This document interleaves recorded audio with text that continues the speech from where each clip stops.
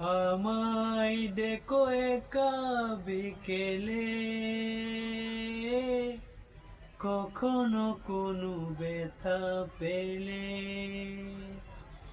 আমায় রেখো প্রিয় প্রহরে, যখনই মন কেমন করে। কোনো এক রূপ কথার জগতে তুমি তো এসেছো আমারই হতে। কোনো এক রূপ কথার জগতে তুমি চির সাথী আমার জীবনে। এই পথে